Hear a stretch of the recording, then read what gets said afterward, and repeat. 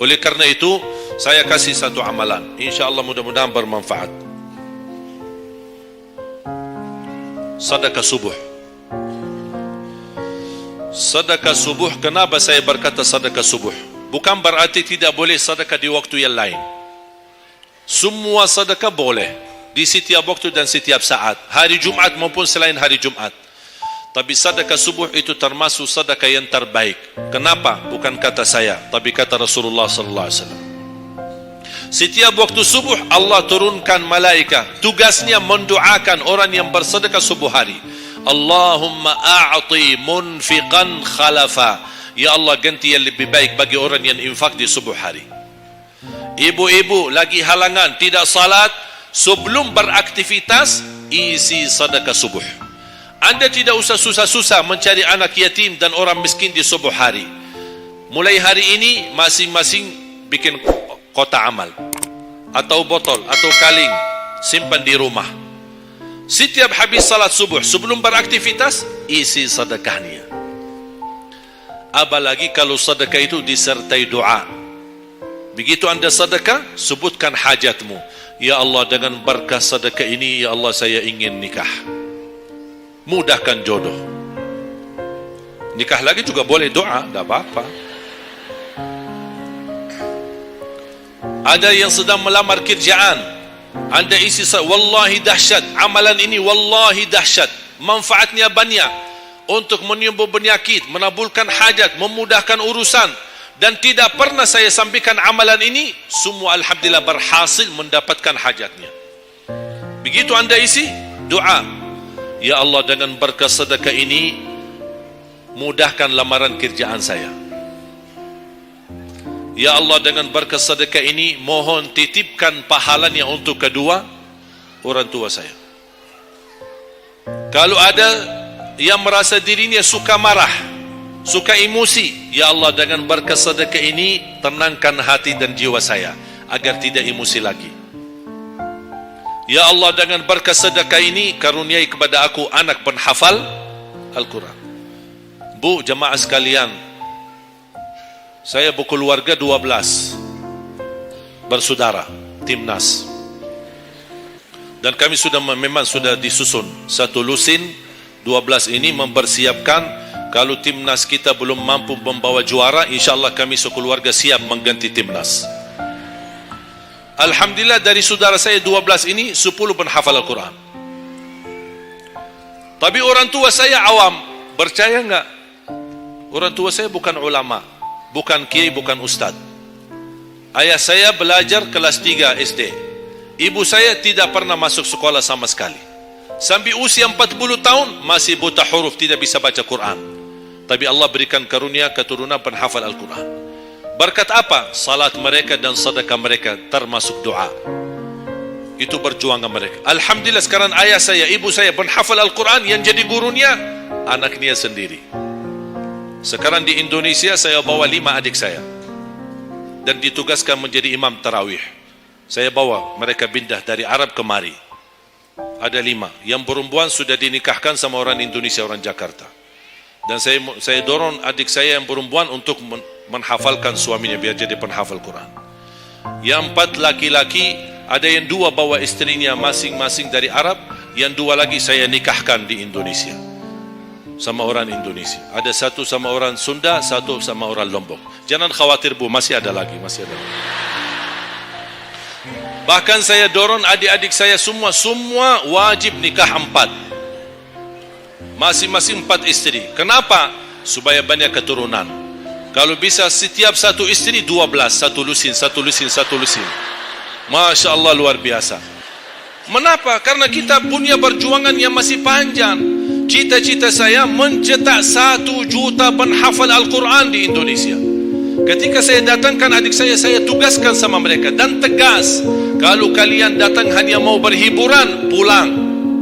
Kalian di sini untuk bersama-sama memperjuangkan untuk mencetak 1 juta penghafal Al-Quran. Dan alhamdulillah program ini sudah jalan. Dan kita terus memperjuangkan. Dan saya harap semua jamaah insyaAllah berkenan terlibat dalam program ini. Cita-cita saya, semua masjid se-Indonesia InsyaAllah diimami imam penhafal Al-Quran 30 juz. Bahkan lebih hebat lagi cita-cita saya. InsyaAllah saya yakin akan terjadi. InsyaAllah di demikian hari, di waktu yang Allah insyaAllah tentukan, insyaAllah presiden kita penhafal Al-Quran. Coba, ya Allah, rasanya enak.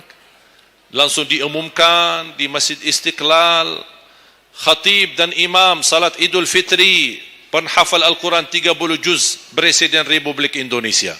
Oh, mantap. Imam salat Idul Adha, Presiden kita. Salat Jumat, khatib dan imam, Presiden kita. Tidak perlu ganti imam.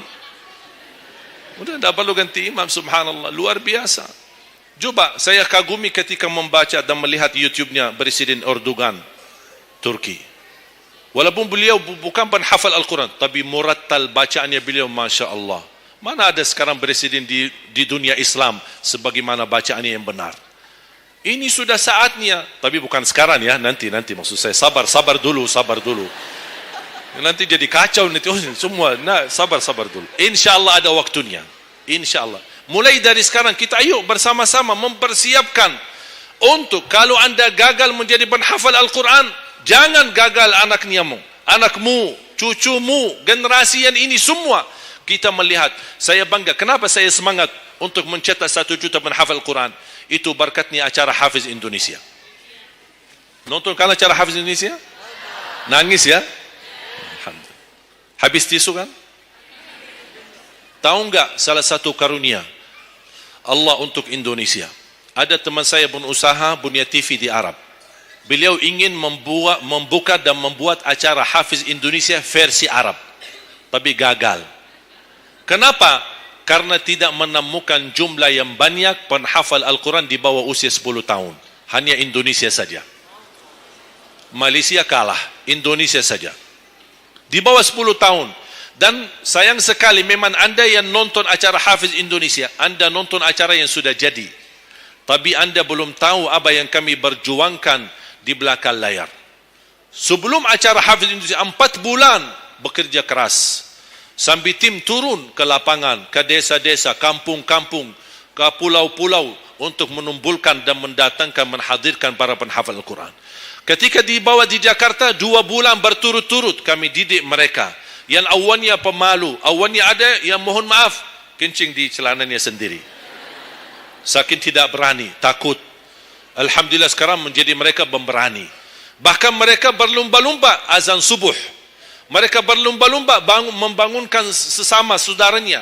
Sama-sama tertib, makan. Kita menghadirkan dokter kesehatan. Kita menghadirkan dokter psikologi jiwa untuk menjaga perasaan mereka selama 2 bulan.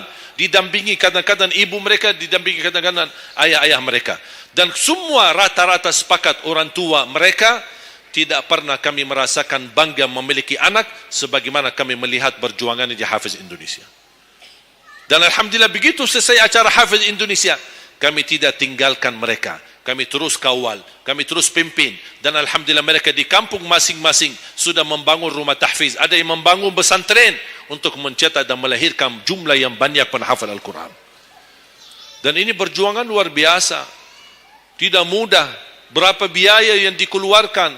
Dan mohon maaf, belum ada sponsor yang bisa mensponsori kita dan membayar full untuk kita. Kita terus bekerja keras. Dan alhamdulillah masih Allah hantarkan kepada kita orang yang dermawan, orang yang baik, yang berduli dengan dan mencintai Al-Quran.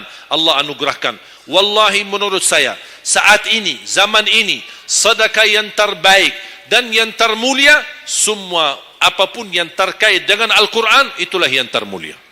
Makanya boleh anda ketika anda bersedekah, jangan lupa disertai doa. Di antaranya anugerahkan ya Allah Indonesia menjadi negara Al-Quran.